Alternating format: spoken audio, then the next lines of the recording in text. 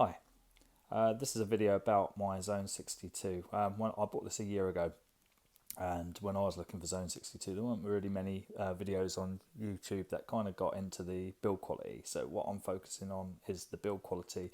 There's a video by Ella Skins who've done a really good video about why get a Zone 62 and going into all the features about it. So I'm not going to focus on that. I'm just going to really focus on the build. So if you're looking to buy one of these, you're probably also looking at the Zone 23 or the 23C, which is a similar sort of price range. All I would say is with the Zone 23, which I've also used, is it does feel a little bit lighter. It feels a little bit more tinny, and the filters on that just are not as good quality as you got out of this mixer right here. Yeah, I mean, and also this just feels like a professional piece of kit, whereas the Zone 23 just feels a little bit more bedroom, if that's the right phrase. Right, okay, then let me just take you through this. So, it's a chunky piece of kit. It's heavy. It is not moving. I mean, I'm having to apply quite a lot of force just to swivel this around like this. That's what I really liked about it.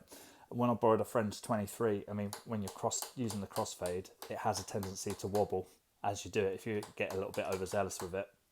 But with this, it's not moving. It's staying put. The layout is generally pretty good.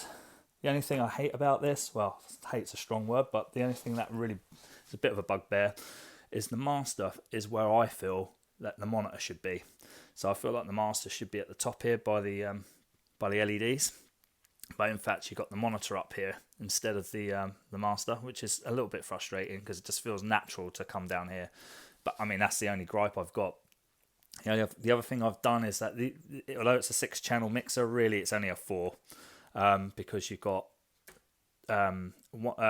channels 3 to 6 are lines and phonos with the RCAs,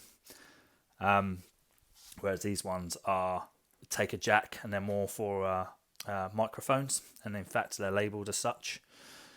You can probably use them for a line. I've never have, so if you have used those for anything else, let me know what you've used them for, because I might learn something myself from this experience of putting this video online. And when you look at the back, I mean, another thing about it, look at it, it's just solid. Look at it, it's a beaut. Right down to the grounds. Look how chunky they are when you put your grounds in there.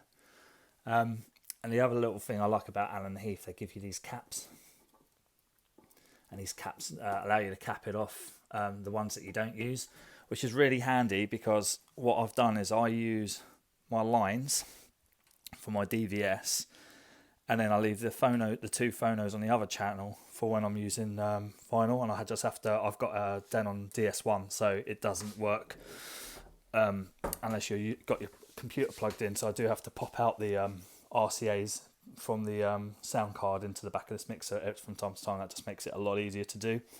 Another thing that's really nice about this, which is really satisfying, is just the headphone jack. It's got a really satisfying click. It really locks that in beautifully, and it just feels really well made. So in summary, yeah, if you're considering this over the 23, highly recommend you do. It's a much better mixer than the 23. It is all analog, and the sound quality is amazing. Go and check out Ella Skin's video. I'll put the link in my video. That really goes into it in a lot more detail. Yeah, highly recommend this mixer if you're considering it. It's a really good buy. You can get them between sort of £200 and £500, I think, on eBay.